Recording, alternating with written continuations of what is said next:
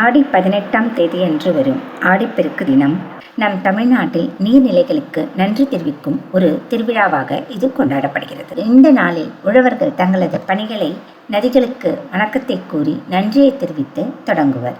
ஆடிப்பெருக்கு அன்று செய்யும் எந்த காரியமும் புதுவெள்ளம் போல பெருகும் என்ற நம்பிக்கை இருப்பதால் அன்று புது பொருட்கள் வாங்குவதோ அல்லது நமக்கு பிடித்த தொழிலை தொடங்குவதோ முன்னேற்றத்தின் அறிகுறியாக கருதப்படுகிறது.